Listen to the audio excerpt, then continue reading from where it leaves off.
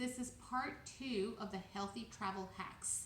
So, part one, I talked about what I did before the trip, how I planned, what I took with me. So, if you haven't watched that, make sure you go back and watch that before this one so that everything kind of makes sense.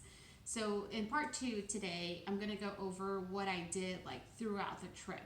I had a conference full of events. It was an all day thing. They were providing some of the food. So, this is what I did to prepare. So, basically, before I even got to the event, I made sure that I had a solid breakfast. You guys saw everything that I packed. So, I made my overnight oats with those things. But I also went to the hotel's breakfast buffet and I got a couple of hard boiled eggs, a banana, and some peanut butter and some coffee, of course, because how can you go without coffee? And so that basically set me up for several hours. Like I was satisfied when I walked in there, I felt good. Good thing because as soon as I walked in there, there was like a booth set up and they had cupcakes. Later in the day, they had donut holes. And then later on, I saw like this big tray of like spicy Chex Mix, which, isn't horrible, but like, why would I have that added salt when I had other healthier snacks with me? So, definitely good to be prepared. And then also, like, choose your calories wisely. For lunch, I know personally I'm used to having more of a lighter lunch, heavy on protein and veggies typically. So I know that if I eat like a box lunch, which would be, a sandwich and chips or a sandwich and potato salad, like that would probably make me want to fall asleep, which is not good because I was there to learn. So I needed to be alert. So what I did is I went across the street. There was a place that had the most amazing salads with lots of vegetables, and I added a side of grilled chicken. Um, I also had my RX bars with me, so I had that along with it to kind of give me a boost, and that kind of set me up as well. So the thing here is just because something is in front of you does not mean you have to eat it. So sometimes you have to go out of your way to find something that's going to make you feel better. And what I would recommend asking yourself is if you, for example, really want that cupcake, like think to yourself, how is this going to make me feel afterwards? So, whatever it is, sometimes it's okay to have a little bit of fun, but if you're there for a specific reason, and like in my case, if you know you're going to go out for dinner and you're going to be exposed to a lot of delicious things that you really want to eat, then it's better to save yourself for those. So, had I had like the cupcakes in the morning and then a heavy lunch and then a heavy dinner, like I would have been so exhausted the whole trip. So, kind of managing that balance is super important, and of course drinking lots of water. So that's kind of from a food standpoint throughout the day what I did. Next, biggest thing is to move while you are on your trip. So typically at a conference you're going to be sitting down. The good thing is the place was so huge that just to get up and use the restroom you had to walk like 1,000 steps. I also got up early and did a workout every single day. And it doesn't mean that you have to drop into a different gym. Not everybody's comfortable doing that. It's really fun and I recommend it. But typically there's a hotel gym at your hotel. So you can just go do something like there. Or even better, if you're in a nice, safe place, you can go out for a walk and explore the city that you're in. Regardless, find a way to move. Very, very important because, again, that's just going to make you feel good. It's going to make your blood flow.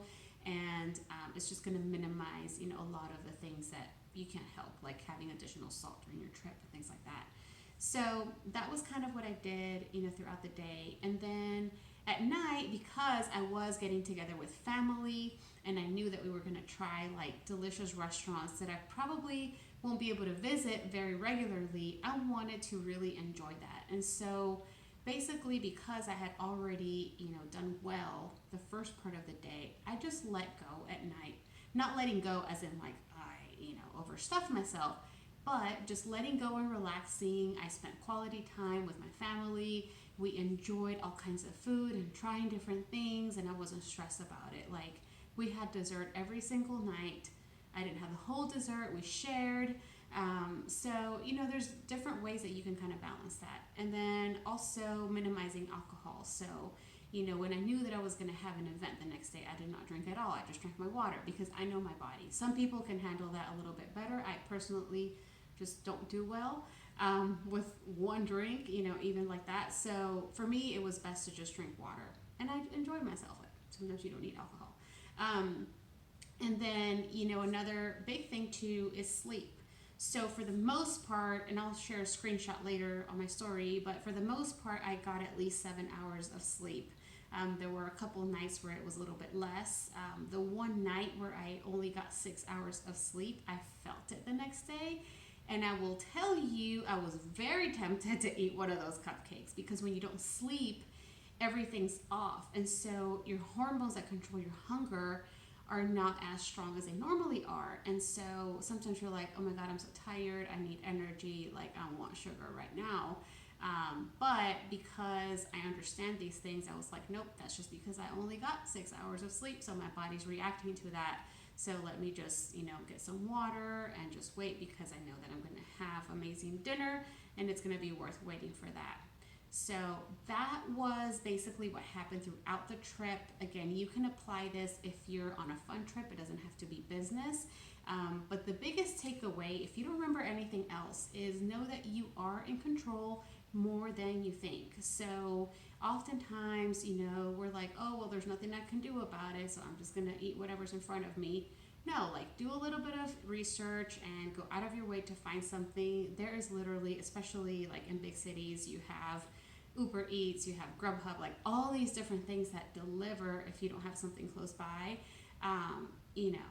It's just easier that way. However, if you truly, truly don't have an option, then sure, go with what you have. But if you planned ahead, you'll have things with you that can serve as options.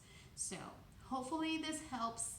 Tomorrow, I will talk about what I did when I got back and how I'm going to jump back on track because I did have a lot of fun. I wasn't in my regular routine. And in addition to that, I was not tracking my food because I'm on a diet break. So tomorrow, though, I'm getting back on my plan and back on track. And so I'll talk a little bit about that and some things to keep in mind and some things to be aware of as we return from a fun trip. So I hope you guys have a wonderful day. Stay tuned.